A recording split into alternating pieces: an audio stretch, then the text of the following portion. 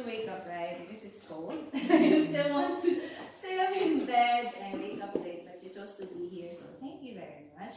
And yeah, as you know, we have a very special presenter for today. She's not from Gwangju, she's from other city. Yeah. But thanks to Alex, you know Alex, right? He introduced me, Miss Terry, to me, so I contacted her. And fortunately, she said yes, and now she's here. So let me introduce to you our presenter for today. So she's currently working as an assistant professor in Wonkwang University in Iksan City, Cholabukto. And she's currently teaching different ESL and EFL courses, mainly conversational English, intercultural English, and TOEIC speaking. She has also presented in various international and regional research conferences and workshops. She was actually invited in Gwangju Koki's home a few months ago. That's why she met Alex there, and also you, right? And her research interests include world Englishes, discourse analysis, and current pedagogical interests in ELT. She finished her Bachelor of Arts. Bachelor of Secondary Education major in English Literature with an academic honor. That's important. Academic honor. Philippine Normal University in Manila, and she finished her Master of Arts in Teaching English Language in the De La Salle University, Manila. Wow. And she's planning to take her PhD in Seoul University very soon. And she'll be presenting, actually back-to-back presentations. She has two topics for today. The first one will be Trends and Issues in 21st Century English Language Teaching. And next one is Tales of Failures and Success. So please help me welcome our presenter for today, Ma'am Terry Angie Mapale-Chan. Thank you. Single? Double. I feel so problems in Korea. I like this one with my university students. We presented foreigner problems in Korea, and then if you are to answer him back, how will you explain the answer? Okay. Why are the Ajushis grumpy? You know. Okay. So sample lessons, and this is the lesson for my intercultural class. Yeah. So we talked about Korean food. I know. This is my reason for them to be hungry. So it's about food, Korean food. So Korean foods are, what can you say, kids? Okay. So what are the top 12 Korean dishes preferred by foreigners? So bibimbap number 1, kimbap. So with English translation. Some strange foods in Korea. So like for example, the soup. I needed to make a Google website 3 days before the deadline because no one thought it has to be that way. So yeah, they would check everything, and you have to put the link to your Facebook. You have to put a link to your Twitter. I know. Oh yeah. So if you guys have, you have to make. Yeah, you have to make now. You start making a website. Yeah, because it's very multimodal. Unlike when you print something, it's not multimodal. But if it's no website, you can put videos, how you teach. You can put pictures. So you can put your materials, the papers you published. So maybe that's the reason. And you can link your Facebook so they can check what is up with this person, So that's why I deleted all my, my bikinis picture. Or, privately. Okay, so again, now, what is happening? So, which means, are all the books no longer important? No. What's happening, Oxford, Cambridge, and in person, they are including the CDs. And these are not just CDs, you can use it also to navigate online resources. So when they go home, right, they can use games or whatever's in their house. And I like also using this TED or TED. Okay, it would be also very interesting for us teachers, very important. TED, so we know what's happening, what's the trend. Okay. Oh yeah, this is like the TED Talk. Yes, like seminars of different speakers of different fields, everything under the sun. Okay. Again, why teaching multimodality? Children already know much. Why? Because children every day, most of the kids, they know Facebook, they know everything, all the social online platforms. So if you're a teacher and then you're not going to use them, they already have that. What will you do with that? Then use it in teaching, use it in a very meaningful English language learning experience. Like for example, happy. Yeah, it's a very simple word. Let's try this one. As opposed to this one, can you feel a different kind of happiness? Yeah. Something about peace. Something about serenity, right?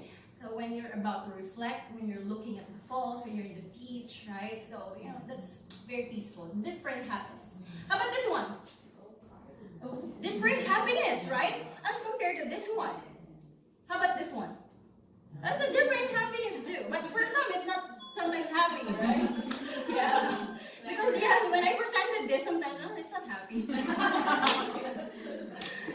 Okay. Then, why? So where are the multimodality? Okay. So again, we use a different picture, different color. Okay. Different picture, different color. Different picture, different color. So that is the evaluation of multimodal text. Example. So I have here a sample lesson for my students. So, oh, wait a minute, there's a sample lesson. Okay, so for my university students, you can, I think, also do this with your little kids, but you just have to change the words. So I have here very, very, very difficult English words. Why did I present very, it's okay, I also don't know the meaning of the words until, you know, I tried to discover them. So what I did, I challenged them to go to the deepest roots of English to be able to understand and appreciate the language more. So what I did, I gave them different words. So these are the words. And then I asked them to make a background photo based on the meaning. So why is it a meaningful language experience? Because they know the meaning. They're trying to meaningfully create or find the best picture. Which means a lot of things are happening. Which means the vocabulary learning is also happening, right? Because that is the main strategy if you're trying to learn a vocabulary. According to Bialystok is an educational psychologist, specifically in language learning. She said, why is it difficult for us to learn vocabulary? Because vocabulary is always open. Unlike speaking, it's closed. At 11 years old, according to, well, this is just a theory of Lenenberg. At 11 years old, all the L2 capabilities, if you're trying to learn a language, 11 years old, it will close. But except vocabulary, it's always open. That's why sometimes if you don't use, you will forget. Sometimes if you stop learning as teacher, you know, my motto in teaching is that if the time will come that I hate learning, I will stop teaching. You know, so we have to, you know, we always have to learn. We have to be flipped. We have to be student-centered. We have to actively engage ourselves, you know, because we have to make the students aware. This is happening in Korea. This is happening in your country. You don't know, you know, and collaborative. So, yeah. So again, adaptive. So for us teachers, we have to be adaptive. I know that there are a lot of teachers, since I am from a public school setup, a lot of my colleagues before, I'll tell you, it's a very toxic, you know, culture. And then a lot of my colleagues before would always say that, ay mga bata noon, ay ganito na kulang, ganyan, ganyan. Yes, I know, it's different, right? But the thing is that you should not wish for the students you don't have. You have to fix the reality. These are the students we have now, right? Yeah, so, you know, yeah, learn with them, right? So, you have to that's why we have an owner's life in our life, right? According to Because we smile. It's true, right? Yeah. According to computer grades, for someone who knows the language, right? Knowing a language is different from knowing how to teach the language. Okay, so we always have to emphasize that. Because my husband is a good Korean speaker, but he's so bad in teaching Korean to me. He's the worst teacher. And of course, yeah. They're very traditional, as you know. And then must go quick. Yeah, he asked me to, Ganadara to 10 times. And then you must go quickly. I know the pacing of technology is also fast. And the problem of these Korean teachers, they don't give freedom for the students to talk, even at school. So even students, they cannot do this way, just only this way. I know. Yes, my daughter told me. That's a great challenge. So that's why. Lining, silver lining sabihin mo. Silver lining. Silver lining. Wow! Para lang ngayon nakain ng pansit. Ate, kamusta po? Okay lang po. Oy, live tayo ngayon. Bawal na daw yun ngayon. Bawal na. Live? Pag hindi sa niya ko, yan, live, hindi na siya bawal.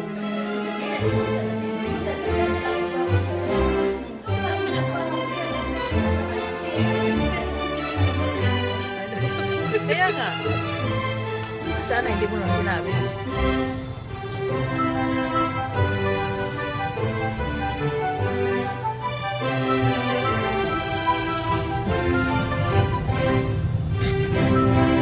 Kunin natin ang cake doon, ha?